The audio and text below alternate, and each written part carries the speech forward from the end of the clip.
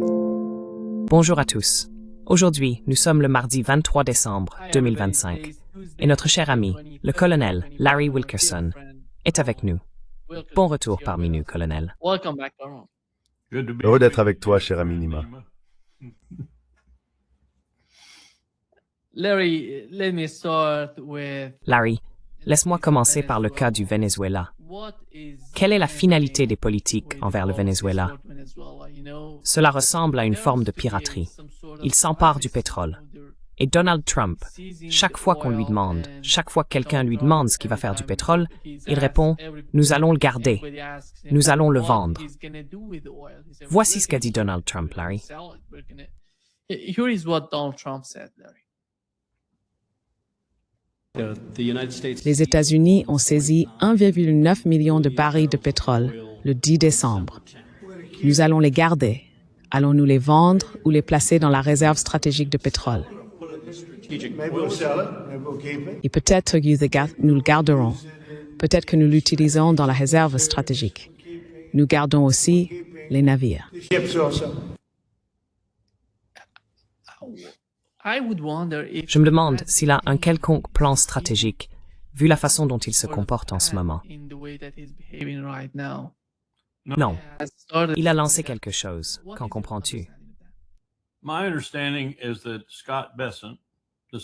D'après ce que je comprends, Scott Bessent, le secrétaire au Trésor, va devoir, juste après Noël, peut-être même avant le Nouvel An, mais certainement au début de l'année, émettre une dette de 3 000 milliards de dollars réglée en 24 heures. En d'autres termes, on va se rendre compte à quel point la situation budgétaire de l'Empire est catastrophique. La seule personne au monde, le seul pays au monde qui dispose de l'argent nécessaire pour renflouer l'Empire, c'est la Chine de Xi Jinping. Aucun autre pays n'a un tel excédent de compte courant. Scott Bessent va donc devoir soit ramper à genoux, soit entreprendre une mission diplomatique à Pékin. Et il va devoir se montrer vraiment sérieux quant au sauvetage de l'Empire. Sur le moment, dans l'immédiat, ce sera une réalité.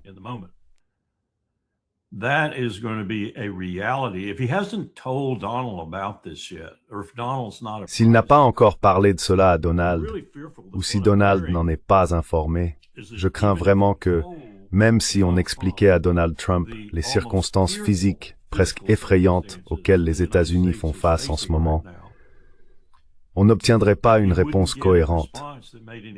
Un peu comme ces petits épisodes que l'on voit de temps en temps dans ces interviews, où l'on se demande s'il est simplement l'homme le plus grossier et le plus stupide de la planète, ou s'il est vraiment en train de perdre pied. Je pense que c'est la seconde option. Et cela en est le reflet d'une manière très inquiétante si l'on comprend ce qui nous arrive en ce moment, et si l'on comprend pourquoi nous faisons réellement ce que nous faisons dans tant d'endroits différents, mais surtout dans notre propre hémisphère et avec le Venezuela. Pourquoi faisons-nous cela?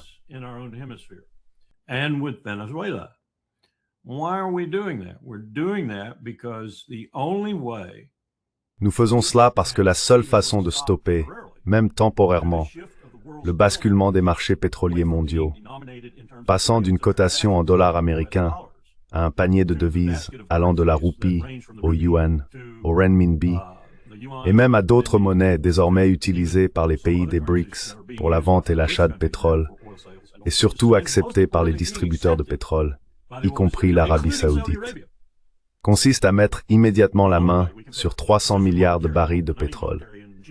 En particulier du pétrole que nos raffineries sont configurées pour traiter de manière significative, alors que nous ne sommes pas équipés, par exemple, pour produire du diesel autrement.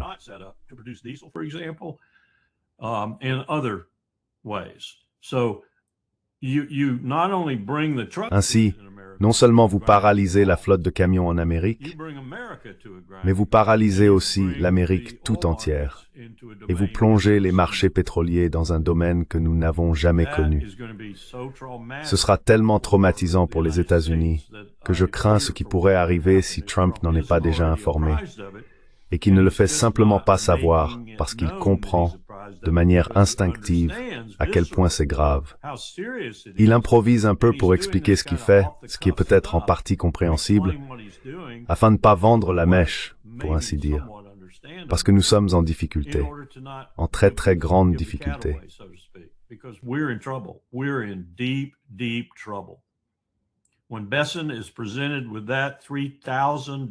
Quand Biden sera confronté à cette dette de 3 000 milliards de dollars au début de la nouvelle année, et que le seul pays au monde ayant les moyens de nous renflouer, pour ainsi dire, sera la Chine, la réalité va frapper ces gens.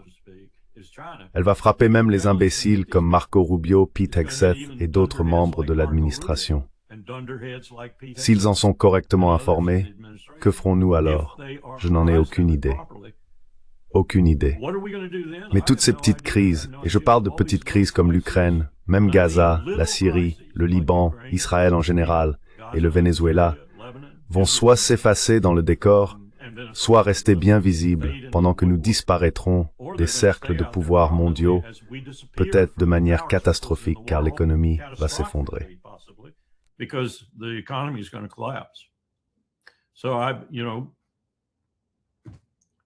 Il est difficile de commenter toutes ces petites crises qui éclatent un peu partout sur la planète, souvent à notre initiative ou à celle de nos mandataires, alors que nous faisons face à un échec aussi catastrophique, physique et autres, car cela ne ferait qu'engendrer toute une série d'autres échecs.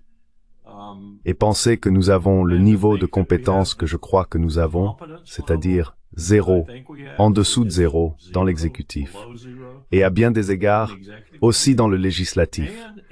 Je ne parlerai pas de la Cour car elle n'a pas beaucoup de responsabilités dans ce domaine, même si elle essaye d'en assumer une partie. Mais le Congrès et le Président sont complètement perdus sur la manière de gérer tout cela. Alors ils continuent simplement à pousser, pousser et encore pousser. Et des gens comme Graham sortent et disent « Oh, nous pouvons faire ceci, nous pouvons faire cela ». Graham est un imbécile. C'est un parfait imbécile.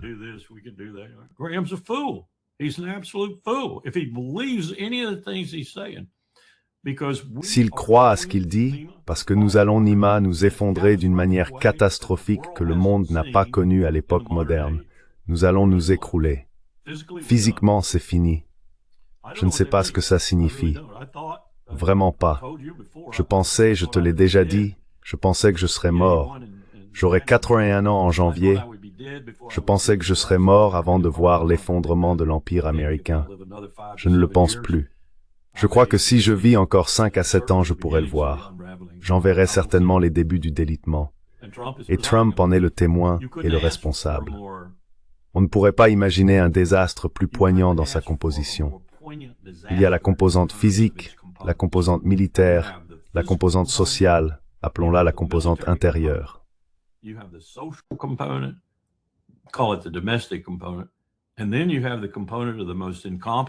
puis, il y a la composante d'un leadership d'une incompétence rare au sein de la branche exécutive, comme on n'en a jamais vu dans l'histoire de la République.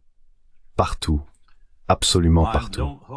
Je ne nourris pas beaucoup d'espoir face à aucune de ces crises, car chacune d'elles a aujourd'hui sa propre logique, qui n'a rien à voir avec ce que les journaux rapportent ou avec ce dont le président parle. Et c'est quoi? 1,9 million de barils de pétrole. Peu importe le chiffre exact, était sans importance. Totalement sans importance, sauf pour des pays comme Cuba, à qui, d'après ce que je comprends, une partie était destinée. Et Cuba est dans une situation vraiment difficile en ce moment, parce qu'ils ne reçoivent plus de carburant. Et d'autres personnes dans le monde qui auraient pu être au bout de cette livraison et au bout des livraisons qui sortent actuellement.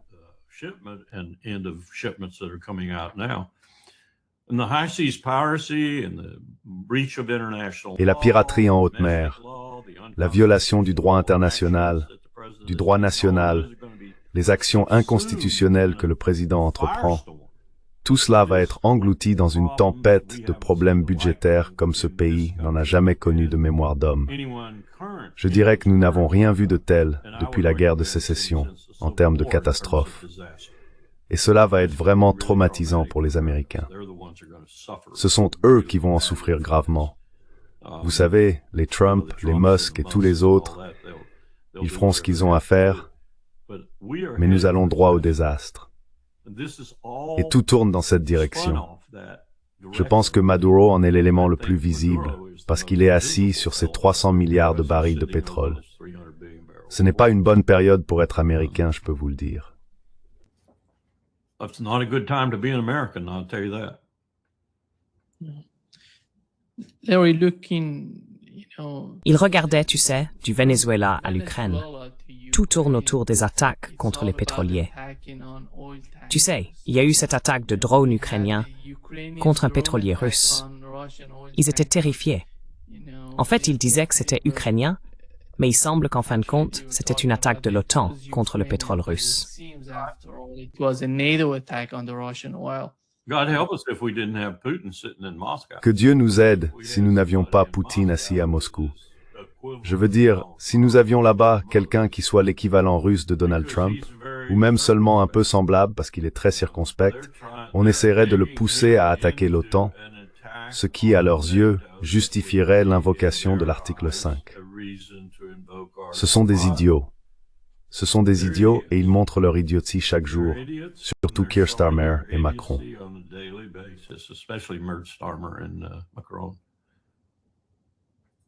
some sources told me, Larry, that Certaines sources m'ont dit, Larry, que les drones de l'OTAN étaient ceux qui menaient l'attaque contre les Russes. Et l'autre chose, c'est que des drones israéliens étaient là pour filmer, pour prendre des images. Et on peut voir qu'Israël se rapproche d'une certaine manière de la Grèce et de Chypre.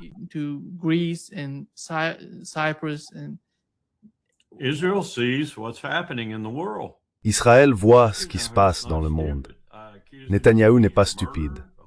Je l'accuse d'être un meurtrier, un maniaque homicide, de toutes sortes d'autres sobriquets, mais pas d'être stupide. Netanyahou a des émissaires en Orient, pour ainsi dire. Il sait que ce déplacement du pouvoir de l'Ouest vers l'Est est en cours. Je ne pense pas qu'il ait la moindre idée de la portée dramatique que cela va avoir.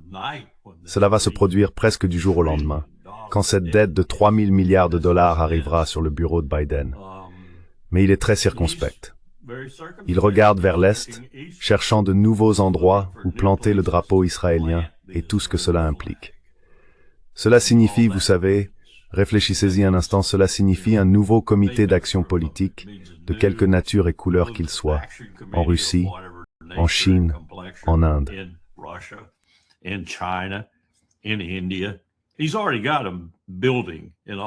Il les fait déjà construire dans ces trois pays. Il a déjà établi des racines dans ces trois pays. Mais il comprend qu'il va déplacer son drapeau et que son drapeau sera à l'Est. Erdogan comprend la même chose.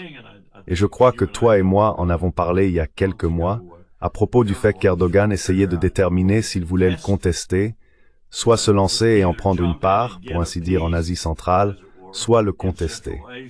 Je pense qu'il a pris sa décision maintenant. Il ne va pas le contester. Il fera partie des puissances qui bénéficieront de ce qui est, en somme, le plus grand basculement de pouvoir depuis quoi? 500 ans.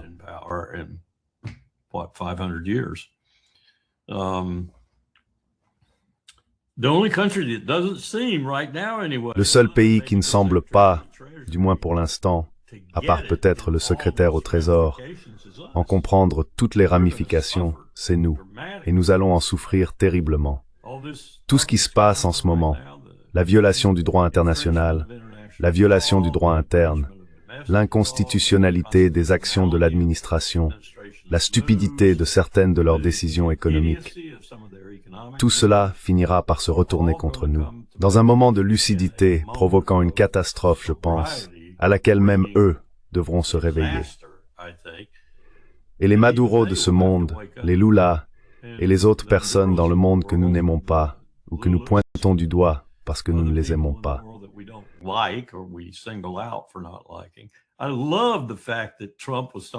J'adore le fait que Trump ait parlé d'un nouveau G5 ou G6, ou peu importe, et que cela n'inclurait pas le Brésil.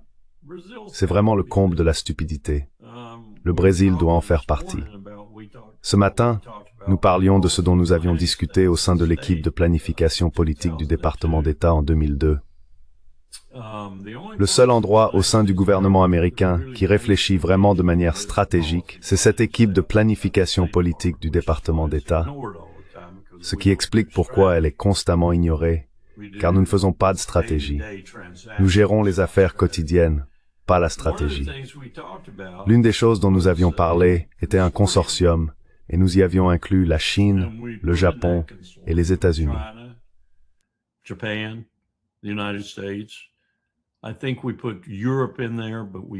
pense que nous avons inclus l'Europe, mais au final nous avons essentiellement parlé de l'Allemagne. Et nous avons ajouté la Chine, l'Inde, vous savez, les grands pays. Nous les avons mis dedans. Et nous avons dit que l'un des objectifs que nous devrions viser, et c'était il y a 20 ans, plus de 20 ans, c'est un consortium des grandes puissances du monde. Non pas pour diriger le monde, mais pour en faire un endroit différent. Vous savez, Bretton Woods est mort. L'OMC est morte.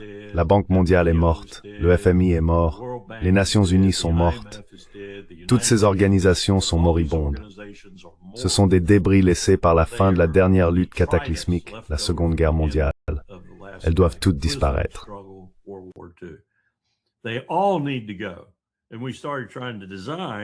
Et nous avons commencé à concevoir des choses pour remplacer chacune d'elles, ou pour faire mieux en termes de fonctions ou d'ensemble de fonctions. Nous avons supprimé l'ONU et créé une nouvelle organisation. Nous lui avons donné ce que la Charte des Nations Unies contient, mais n'a jamais été activée. Une disposition permettant de doter le secrétaire général de l'ONU d'une force militaire chargée de faire respecter ou de maintenir la paix chaque fois que nécessaire. Une force permanente. Chacun des 5 membres permanents, ainsi que d'autres selon leur capacité, y contribuerait. Nous avions évoqué un effectif de 100 000 hommes. C'était dans les années 1950. Nous n'avons jamais mis en œuvre cette section de la Charte des Nations Unies.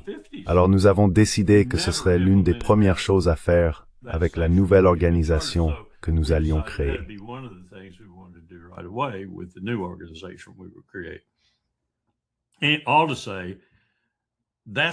Tout cela pour dire que c'est là que nous allons, si nous sommes intelligents. Nous nous dirigeons vers ce genre de situation, si nous faisons preuve d'intelligence. Si nous sommes stupides, et il semble bien que nous le soyons, nous la contesterons, nous nous battrons jusqu'au dernier homme et à la dernière femme, et nous perdrons. Nous perdrons lourdement. Et nous nous préparons à commencer cela, si ce n'est déjà fait. On pourrait dire l'Ukraine, Gaza, l'Iran, tout ce qui se passe en ce moment, le Venezuela, tout cela fait partie de cette dynamique que nous utilisons pour tenter de l'empêcher. Et cela peut aller dans 2 directions. Cela peut se terminer par « Oh, ça n'a pas marché, c'est un échec cuisant. Scott, file à Pékin, mets-toi à genoux et demande à Xi Jinping de nous sauver. »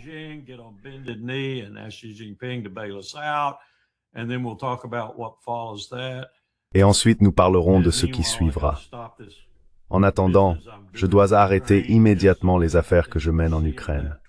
Je pense que nous voyons cela dans une certaine mesure. Et je dois faire taire Netanyahou au Levant. Je dois aussi faire quelque chose pour apaiser les tensions dans les Caraïbes. Puis je dois m'occuper de remettre de l'ordre chez moi, car tout s'effondre. Ce serait la chose intelligente à faire que de voir toutes ces situations évoluer ainsi. Eh bien, je ne pense pas que nous verrons cela. Je pense que nous allons plutôt essayer d'utiliser ces situations de manière chaotique pour freiner ce changement de pouvoir, pour freiner cet effondrement, car c'est bien de cela qu'il s'agit, l'effondrement de notre empire. Et nous allons encore accélérer le rythme de cet effondrement de façon spectaculaire.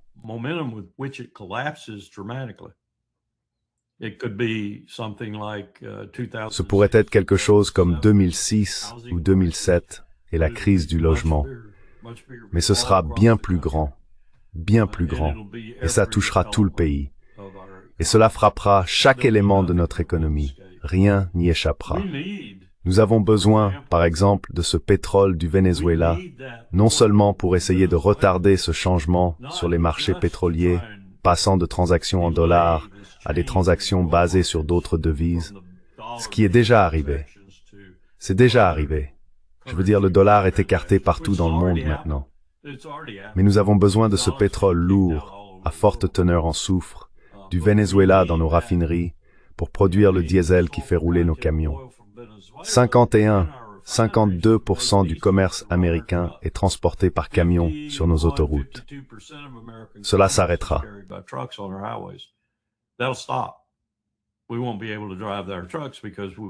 Nous ne pourrons pas conduire nos camions si nous n'obtenons pas ce pétrole.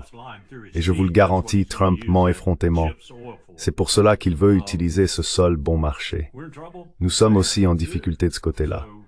C'est donc un changement de pouvoir monumental qui aurait dû prendre 35 ou 40 ans. Cela va peut-être prendre un demi-décennie, et ce sera très traumatisant pour cette raison, parce que ce sera profond et radical, et parce qu'il n'y a eu aucune planification, aucune stratégie, aucune politique, rien d'autre que la continuité et Trump. Alors toutes ces autres choses, je déteste les minimiser, mais toutes ces autres choses vont se fondre dans le décor, si l'on peut dire, parce que cette crise va être immense, profonde, durable, et elle va faire chuter l'Empire, pas d'un ou deux crans, mais de très loin.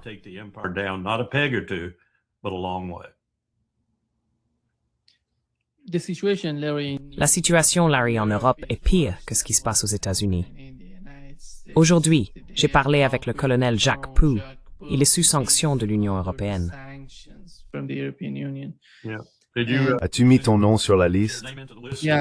Oui, j'ai envoyé mon nom. Bien, bien. Larry, what they're doing to him to, Larry, ce qu'ils lui font, ses comptes bancaires sont gelés et il ne peut pas y accéder. Il ne peut pas sortir de... Enfin, il pourrait aller en Suisse parce que la Suisse ne fait pas partie de l'UE-MEB, donc il n'y serait pas sanctionné. Mais il ne peut pas quitter Bruxelles. Il vit à Bruxelles parce qu'il est sous sanction. Il ne peut pas sortir de Belgique. Il n'a pas un passeport suisse? Oui, mais il demande au gouvernement suisse de faire quelque chose à ce sujet. C'est tellement étrange. But it's so strange. It's so what's going on. Ces gens sont exactement ce qu'ils accusent Poutine d'être. Et Poutine ne l'est pas. Ce sont des dictateurs totalitaires. Ils considèrent cela comme le seul moyen de se sauver d'une solution politique inévitable à leurs problèmes, à savoir qu'ils vont être chassés du pouvoir. Mais cela, c'est à court terme. À moyen terme, ils vont utiliser l'Ukraine pour faire tout ce qu'ils peuvent afin de conserver le pouvoir. Et le meilleur moyen d'y parvenir, c'est de créer des situations d'urgence, de créer une menace, de créer un problème qui donne l'impression que vous êtes la seule personne capable de le gérer et qu'il faut donc vous garder en place pour le faire. Cela vaut aussi pour la direction de l'UE-MEB et dans une certaine mesure pour la direction de l'OTAN à Bruxelles. La direction uniforme de l'OTAN à Bruxelles, ce qui est inquiétant.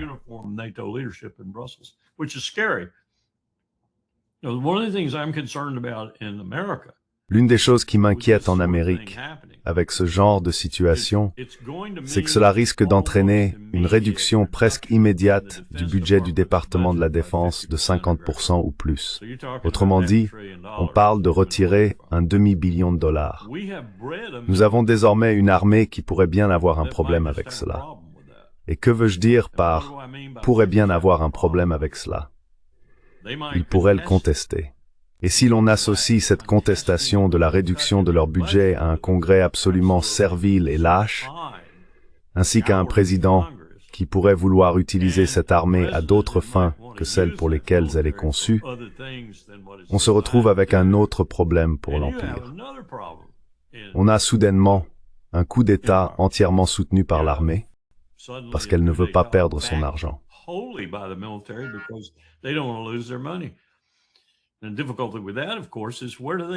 Et la difficulté, bien sûr, c'est de savoir où ils vont trouver cet argent.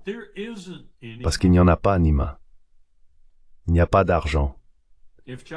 Si la Chine ne se manifeste pas et n'accepte pas de nous renflouer, en somme, et je pense qu'ils pourraient y être favorables, car ils ne veulent pas non plus voir tout s'effondrer de manière catastrophique. Mais si elle ne le fait pas, alors je ne sais pas où nous pourrions trouver une telle somme. Cet argent n'existe nulle part ailleurs dans le monde, et personne n'achètera nos bons à ce niveau-là. Tu le sais, ils ne le feront tout simplement pas. Même les Japonais ne le feront pas. Ils ont actuellement leurs propres problèmes budgétaires qui sont, disons, gigantesques. J'ai dit que je ne pensais pas vivre assez longtemps pour voir cela, mais je crois que je vais le voir. C'est pour demain matin.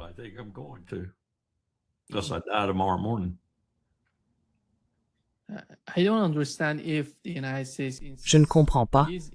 Si les États-Unis sont dans une situation aussi critique, pourquoi le président ne fait-il rien à propos de la guerre en Ukraine? Parce qu'il me semble qu'il se contente de jouer avec toute cette affaire ukrainienne, en se vantant de la manière incroyable dont il vend des armes aux Européens, en tirant profit. Tu vois.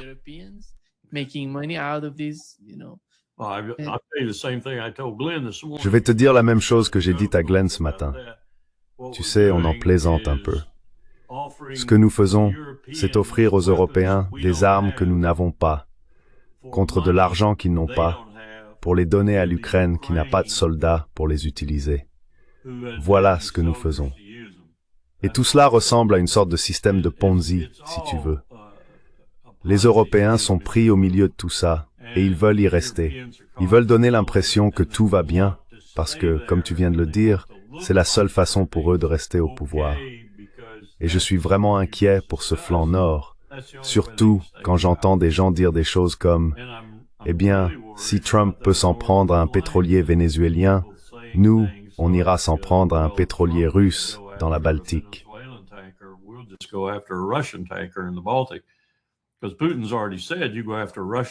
Parce que Poutine a déjà dit que si l'on s'en prend à un pétrolier russe dans la Baltique, on le paiera, je vais vous déchiqueter. Mais c'est une autre façon de déclencher les hostilités. Il y a des gens, Nima, qui pensent que si nous pouvons entrer dans une bonne guerre, une grande guerre, une guerre régionale au minimum, une guerre mondiale si nécessaire, alors nous pourrons nous battre pour sortir de la catastrophe dans laquelle nous nous trouvons. Et comme tu l'as dit, l'Europe ne se porte pas beaucoup mieux économiquement que les États-Unis. Cette idée est donc très séduisante pour les dirigeants actuels des deux côtés, en particulier en Allemagne, en Grande-Bretagne et en France.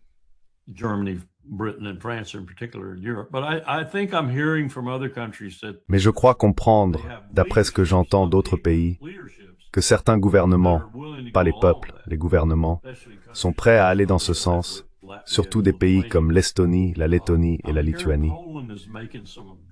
J'entends dire que la Pologne formule quelques objections, et comme toujours, la Slovénie et Orban en formulent aussi. C'est bien que la Pologne s'y oppose un peu, mais je ne pense pas que ce sera suffisant. Alors on se retrouve dans une grande guerre, et on découvre que ça ne marche pas, parce que ça ne marchera pas. Ça ne marchera pas. L'argent restera en Chine. On ne peut pas envoyer son armée là-bas et piller leurs banques, vous voyez.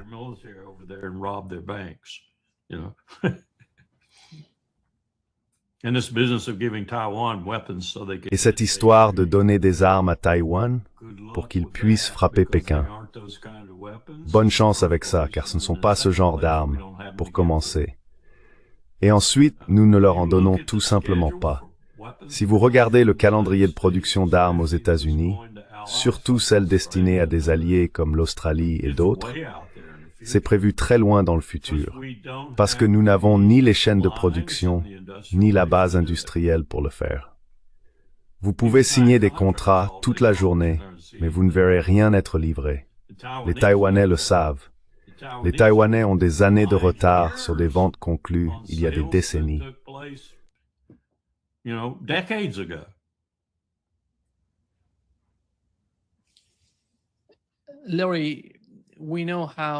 Larry, nous savons à quel point les États-Unis ont été prudents jusqu'à présent en évitant d'envoyer des missiles à longue portée à l'Ukraine.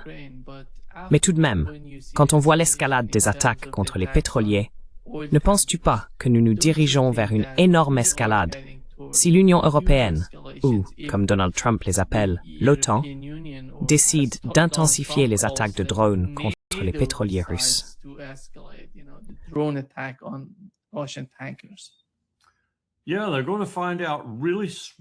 Oui, ils vont découvrir très vite à quel point les États-Unis sont un tigre de papier. Le plus ironique, c'est que c'est le mot que Trump avait lancé à Poutine. Et ils vont aussi découvrir à quel point eux-mêmes sont des tigres de papier. Parce qu'entre nous deux, l'Union européenne, l'OTAN, disons sa composante militaire, et les États-Unis, nous serions incapables de déployer une armée capable de vaincre la Chine et la Russie ensemble, et probablement pas capable d'en battre une seule séparément, certainement pas la Chine. Il suffit de regarder la base industrielle. La Chine construit quoi? 6 navires, 7 navires, 10 navires, certains mois 20 navires, par mois. Nous ne pouvons même pas en construire un. Les sous-marins, nous en fabriquons environ 1,2 ou 1,3 par an, quelque chose comme ça.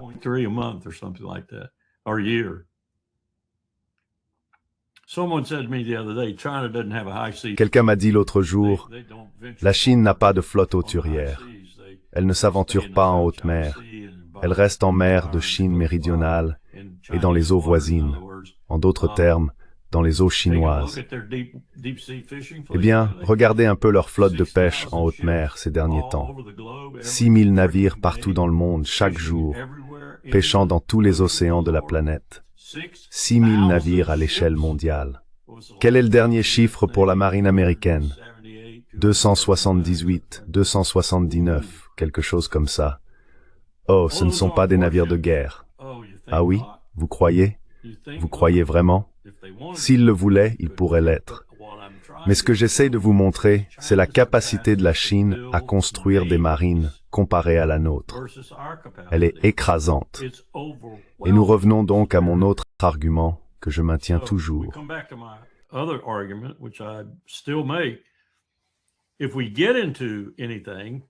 Si nous nous engageons dans quoi que ce soit, nous allons passer au nucléaire, parce que nous allons perdre. Nous allons perdre horriblement dès les premières phases d'un conflit conventionnel. Alors nous passons au nucléaire.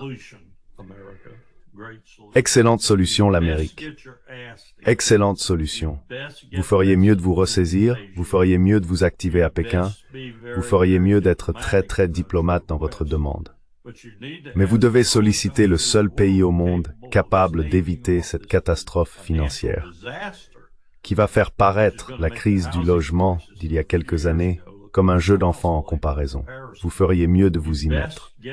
Et je pense que Besson le sait. Je veux dire, je ne peux pas imaginer qu'il aborde la nouvelle année en pensant pouvoir vendre 3 000 milliards de dollars de bons du Trésor américain et nous sauver.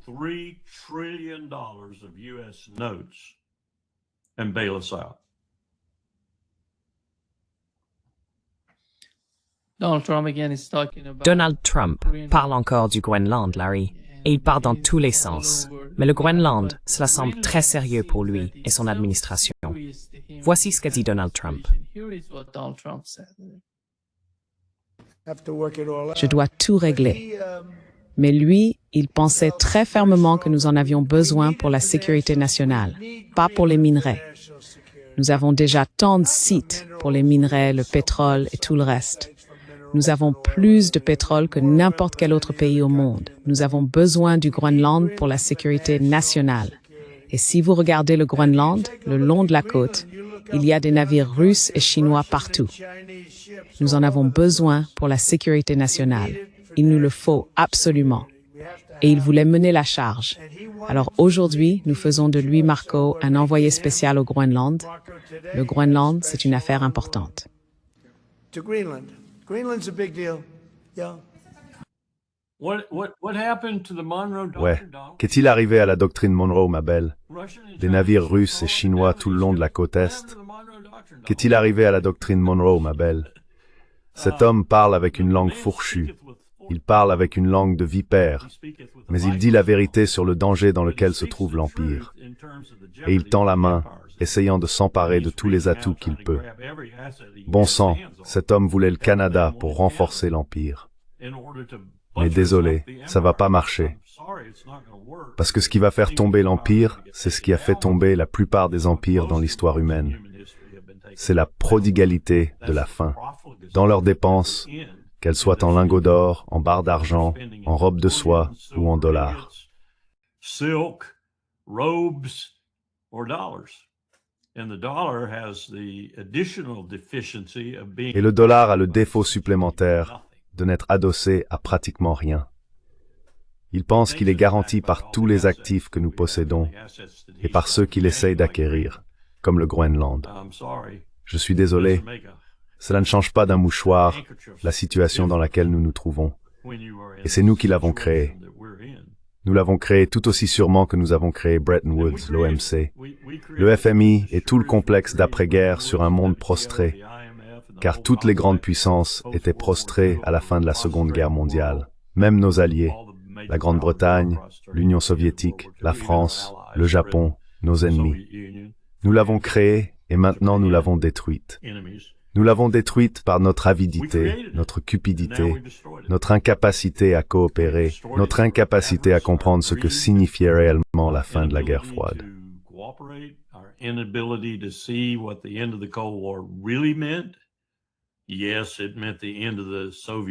Oui, cela a signifié la fin de l'Empire soviétique. Mais Poutine l'a vu aussi et a pris les bonnes mesures après qu'il se soit débarrassé de l'ivrogne Boris Eltsine.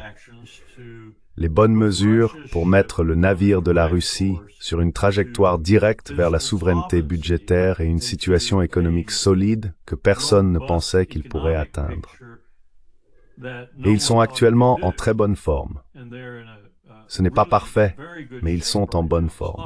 Et avec la Chine comme allié, ils sont encore en meilleure position. Les gens me disent « Oh non, la Chine et la Russie, la Chine est là-bas en Extrême-Orient, prenant le territoire russe, faisant ceci et cela. » Ce n'est pas pour cela qu'ils le font. C'est absurde. Et Poutine sait ce qu'ils font.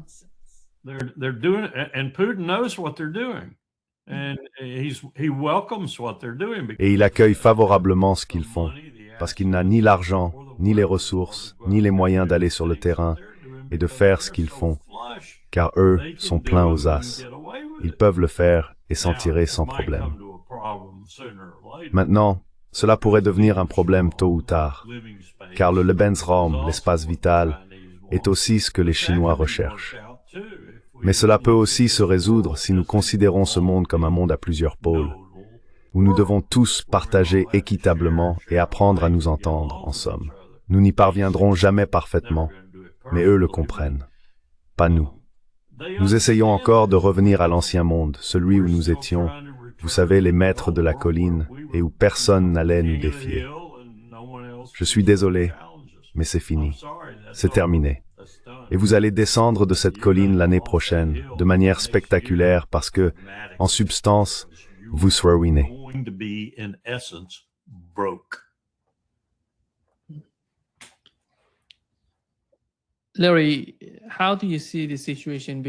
Larry, comment vois-tu la situation entre Israël et la Turquie? Il semble que tu suives, je sais que tu suis, les médias israéliens. Et quand on les regarde, on a l'impression que leur rhétorique envers la Turquie s'intensifie. Autrefois, ils parlaient de la Turquie comme d'un voisin, tu sais, un allié proche, membre de l'OTAN, avec qui ils pouvaient collaborer. Mais maintenant, il semble qu'avec le temps, ils considèrent la Turquie comme le pire ennemi d'Israël. C'est pour cela que Netanyahou parle de Chypre et de la Grèce. Il connaît les tensions entre le nord et le sud de Chypre, entre la Grèce et la Turquie. C'est pourquoi il essaye de se rapprocher de la Grèce. Et voici ce que Netanyahou a dit, Larry.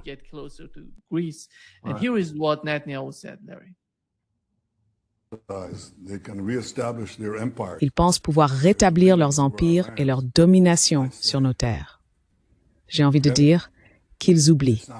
Cela n'arrivera pas, qu'ils n'y pensent même pas. Nous sommes déterminés et capables de nous défendre, et notre coopération renforce encore cette capacité. Ensemble, nous trois véritables démocraties de la Méditerranée orientale ferons progresser la sécurité, la prospérité et la liberté. Oui.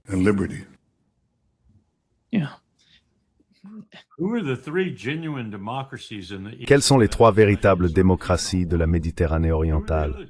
Certainement, il n'en fait pas partie, mais quelles sont les deux autres? Parle-t-il de la Jordanie? De qui parle-t-il? Je veux dire, parle-t-il du Liban? De qui parle-t-il exactement? Remarquez qu'il parle à nouveau en anglais. Maintenant, laissez-moi vous donner un peu d'histoire. Vous la connaissez, j'en suis sûr. Il y a environ 1 an, j'ai demandé à l'un des professeurs les plus brillants que j'ai jamais rencontrés de me donner sa meilleure idée sur la façon dont la déclaration Balfour a vu le jour. J'ai relu son texte hier soir, Il fait environ 120 pages, avec une multitude de notes de bas de page et de sources primaires partout. Je m'y attendais. Ce que j'aurais dû faire, c'est sortir aussi toutes les sources primaires que je possède.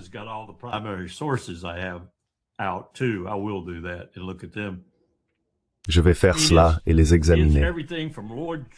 Je veux dire, cela va de Lloyd George à Winston Churchill, de Balfour lui-même à Woodrow Wilson et au colonel House, toutes les personnes qui ont joué un rôle dans ce avec quoi nous vivons essentiellement aujourd'hui. Dans la marge droite de l'une des pages, j'ai écrit à l'encre verte pour ne pas le manquer. La perfide Albion est fidèle à son nom, parce que j'examinais ce que les Britanniques avaient fait pour créer Israël. Malgré les vives objections de leur propre ministère des Affaires étrangères, tout comme nous l'avons fait avec Harry Truman, malgré les fortes objections de notre département d'État et de l'état-major interarmé. J'ai donné un discours à ce sujet au National Press Club il y a quelque temps, où j'ai tout passé en revue.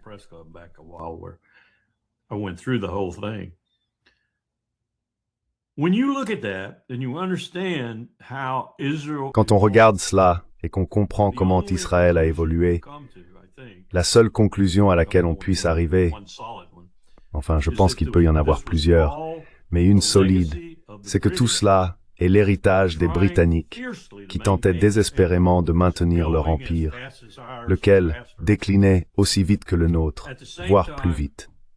En même temps, ils cherchaient à se couvrir en le confiant selon les circonstances aux États-Unis, de manière périodique. C'est une combinaison d'événements qui montre simplement comment une mauvaise politique peut se multiplier au fil des années et se transformer en désastre, ce qui est le cas aujourd'hui. Et en même temps, toutefois, et cela rejoint votre question, j'observe l'Empire ottoman et la manière dont il réagit, dont il gère la situation, dont il en est frustré, et ainsi de suite.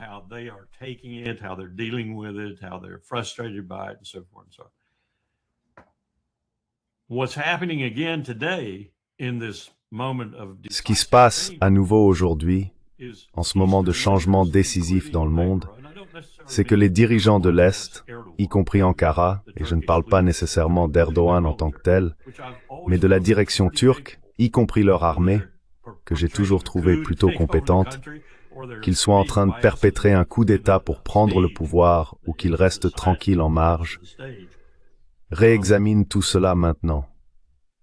Ils constatent que l'expérience, pour ainsi dire, n'a pas très bien fonctionné, et nous en payons aujourd'hui le prix pour cette mauvaise politique menée pendant des années, presque un siècle.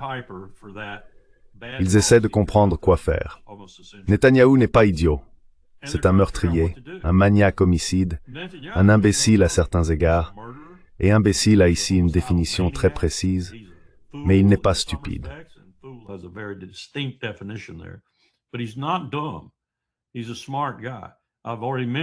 C'est un type intelligent.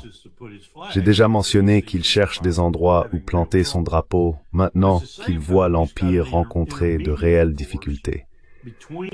Mais en même temps, il y a une force intermédiaire entre lui et cette capacité à se relocaliser et à faire la même chose à d'autres puissances, comme la Chine, qu'il a fait avec nous, devenir leur vassal, leur chien d'attaque, peu importe comment on veut l'appeler. Erdogan se dresse sur son chemin, et la future direction turque pourrait aussi lui faire obstacle. C'est un grand pays, un pays puissant, et très bien situé sur le plan stratégique, plus stratégiquement situé que le Liban ou même qu'Israël lui-même, quand on parle de dominer cette région particulière du monde, militairement, économiquement ou autrement. Nous verrons donc Netanyahou prêter de plus en plus attention à Ankara, car il représente un obstacle.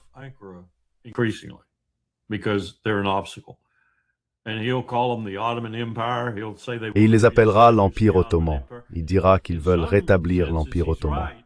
En un sens, il a raison. Ils examinent ce que cela signifiait, et ils pensent qu'ils auraient dû être davantage écoutés, qu'on aurait dû davantage coopérer avec eux, surtout les Britanniques, au lieu de les trahir. Donc tu sais, je récite beaucoup d'histoires ici, mais l'histoire est importante. Et je pense que Netanyahou a trouvé à qui parler. Je pense qu'il a trouvé son égal sur tous les plans. Et tôt ou tard, il va s'en rendre compte. Et cela m'inquiète aussi, parce que je pense que, tu sais, L'idée était d'en finir avec le Liban, d'en finir avec Gaza, et il s'en sort très bien à Gaza en ce moment. Je veux dire, il est en train de tout ravager. D'en finir avec la Cisjordanie, peut-être d'en finir avec la Jordanie. J'ai dit d'en finir avec le Liban.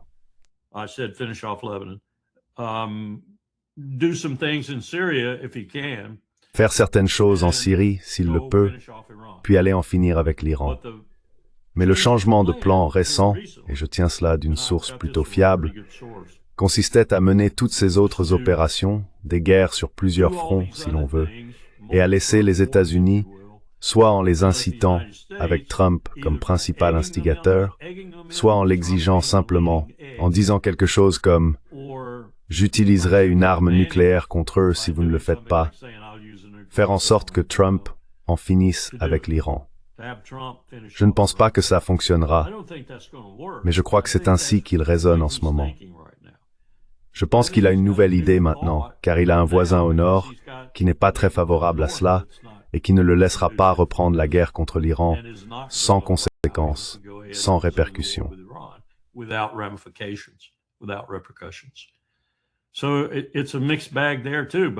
Donc là aussi, c'est un tableau mitigé. Mais je reviens à mes déclarations initiales. Tout va partir en vrille quand Scott Besson se retrouvera avec ce déficit de 3 000 milliards de dollars au début de la nouvelle année et que personne n'achètera nos bons pour le financer. Je ne sais pas ce que ça signifiera pour Israël en tant qu'Israël, mais je sais que l'avenir d'Israël est de courte durée, très courte durée. En tant qu'État juif, c'est fini. En tant qu'État du Levant qui est essentiellement une entité d'apartheid et totalitaire, il pourrait probablement subsister un peu plus longtemps, mais même cela sera discutable, car nous ne serons plus là pour les utiliser comme nous l'avons fait par le passé. Nous n'allons utiliser personne. Nous n'aurons plus les moyens d'utiliser qui que ce soit. Nous rentrons à la maison.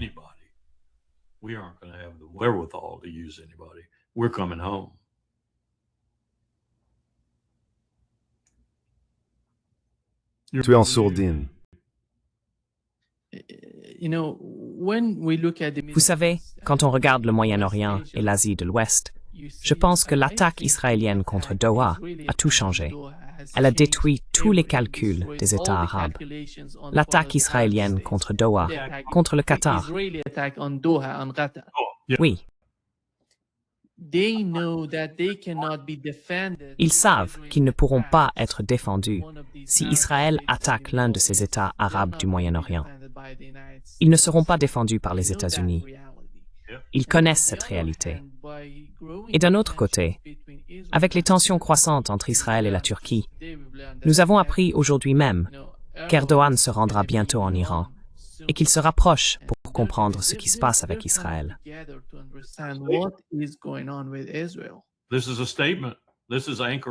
C'est une déclaration, c'est la déclaration d'Ankara adressée à Jérusalem. Oui, vous n'allez pas le faire, et vous n'allez pas le faire. Et si vous le faites, vous ne vous en sortirez pas. Et si vous essayez d'entraîner votre grand patron là-dedans, ça ne marchera pas non plus parce qu'il va se brûler la main, lui aussi. Et les gens commencent à se rendre compte que lors de l'échange où Trump a dit, enfin je crois que c'était Trump, peut-être Hegseth, l'un d'eux a dit que la Russie était un tigre de papier. Poutine a répondu avec une réaction très mesurée à moins, very deep.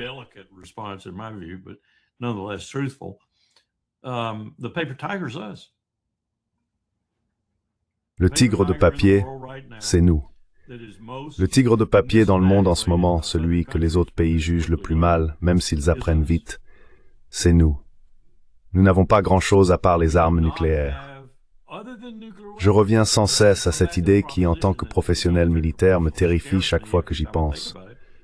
Nous avons des armes nucléaires. Nous possédons presque 6000 ogives nucléaires et nous disposons de systèmes de lancement très fiables. Nous les avons sous la mer, sur la mer, dans les airs et sous forme balistique. Et les empires ne s'effondrent pas toujours paisiblement, et celui-ci, à cet égard, me fait vraiment peur.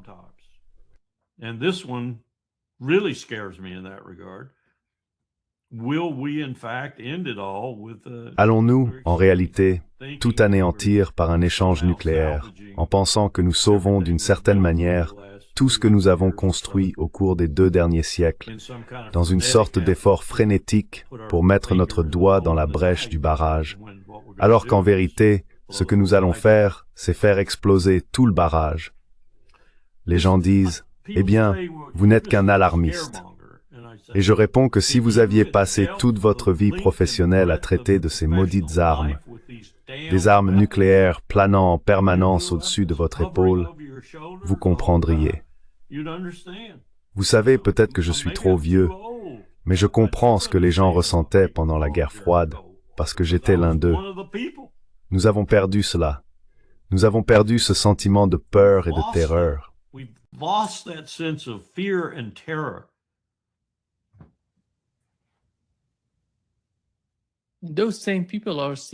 Ces mêmes personnes sont toujours aux commandes.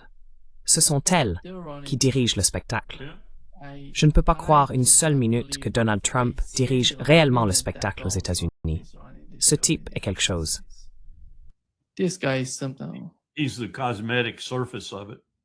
Il n'en est que la façade cosmétique. Et il doit parfois les rendre fous aussi, avec son imprévisibilité, son indécision, son côté dispersé, le fait qu'il s'endorme pendant les réunions et tout ça. Il doit vraiment les rendre fous. Ils doivent à certains moments se regarder derrière les rideaux, ou peu importe, s'ils n'ont jamais ce genre de moment, et se dire « Qu'est-ce qu'on a fichu? Allons voir JD. » Let's get to JD. Oui, Larry, vois-tu toujours la peur, la menace ou le risque d'une guerre entre l'Iran et Israël? Je ne sais pas ce que les États-Unis peuvent encore apporter à Israël. En ce moment, Donald Trump envoie tout près du Venezuela, au large des côtes. Mais si Israël se prépare à attaquer l'Iran, que peuvent encore apporter les États-Unis à Netanyahou? Il sait que ce n'est pas seulement une question d'Iran. Nous avons mentionné la Turquie. Les États arabes essaient de faire quelque chose en coulisses. Ils ne sont pas satisfaits de toute la situation au Moyen-Orient. Je le crois. Mais ils restent en bons termes avec les États-Unis, même sous l'administration Trump. Globalement, quand on regarde la situation au Moyen-Orient, à quel point est-il risqué pour les États-Unis de s'impliquer dans une quelconque guerre?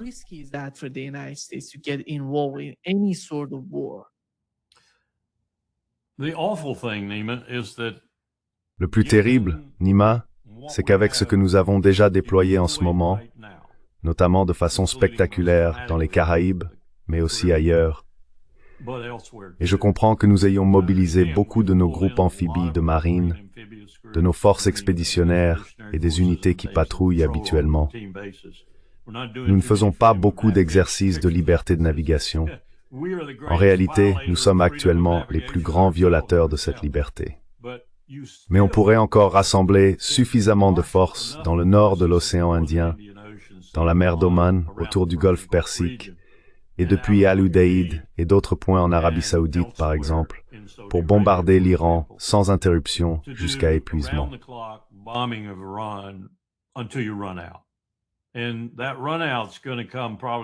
Et cette pénurie va probablement se produire dans environ 96 heures, en ce qui concerne les principales munitions. Mais il y en a assez pour faire quelque chose de vraiment spectaculaire pendant une courte période. Pensez par exemple aux premières phases de la guerre du Golfe et aux bombardements qui ont eu lieu à ce moment-là. Ou pensez aux 4 jours qui ont en réalité causé plus de dégâts à l'Irak. Je veux dire l'Irak, pas l'Iran.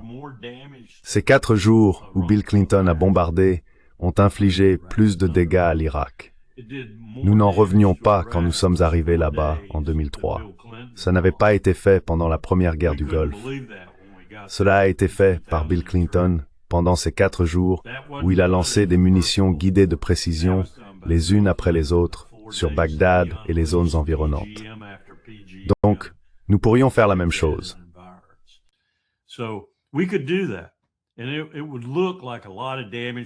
Et cela donnerait l'impression qu'il y a eu beaucoup de dégâts, beaucoup de fumée, beaucoup de feu, tout ça.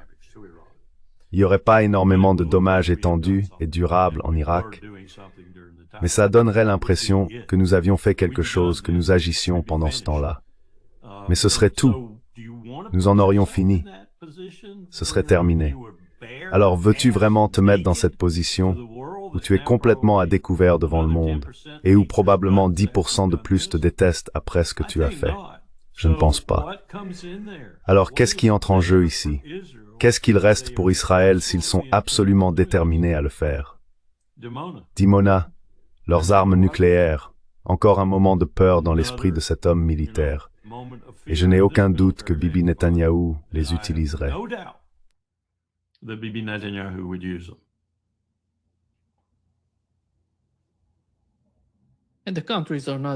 Et les pays ne sont pas stupides, Larry. S'ils les utilisent, ils vont faire face à une pression croissante pour développer des armes nucléaires en Iran et aussi en Turquie. Je pense que Bibi croit que le Pakistan et d'autres pays de ce genre, qui pourraient venir en aide à l'Iran en matière d'armes nucléaires, ne le feront pas. Il pense qu'il serait intimidé, qu'il ne le ferait pas.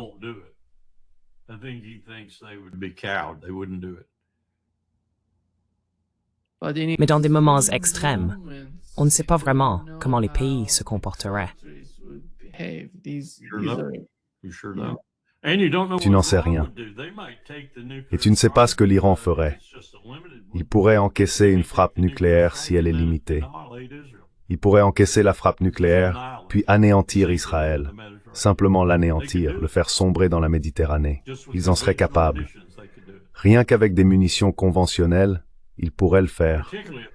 Surtout si ces munitions conventionnelles étaient renforcées encore et encore par les Chinois et les Russes. Ils continueraient simplement à envoyer des vagues. Le seul problème, c'est qu'ils pourraient tirer une autre ogive nucléaire, ou une autre, ou encore une autre. Mais si j'étais l'Iran, l'une des choses que je ferais, ce serait de retirer ma zone d'interdiction autour du complexe de Dimona. Je frapperais le complexe de Dimona. Je l'effacerais. Cela provoquerait probablement des retombées radioactives sur tout Israël. Mais s'ils me font cela, je le leur rendrai. Tu vois comment ça fonctionne? C'est là dangereux.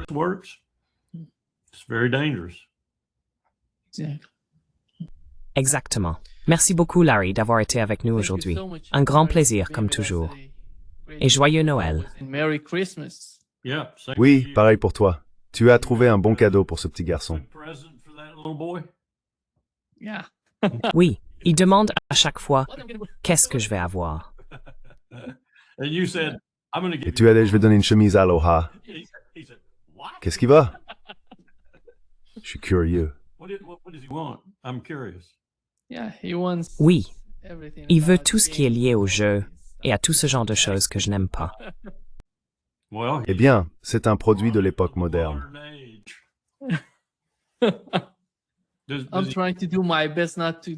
J'essaie de faire de mon mieux pour ne pas le laisser faire ça. Est-ce qu'il joue à des jeux militaires ou est-ce qu'il joue juste à... Oui, il est d'une certaine manière passionné par ces jeux de... Il est vraiment curieux de créer de nouveaux programmes 3D, de concevoir de nouvelles choses, tu vois. C'est incroyable pour moi de le voir aller dans cette direction. D'habitude, avec ses applications 3D, il crée de nouvelles choses et essaye de les déplacer. Quelque chose comme ça. Il est en train de créer. D'ailleurs, il crée quelque chose et essaie de jouer avec. Est-ce qu'il aime fabriquer des modèles réduits d'avions ou quelque chose comme ça?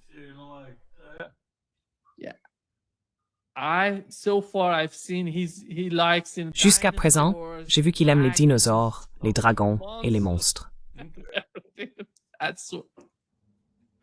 Peut-être qu'il vient avec Braidzax ou Phone.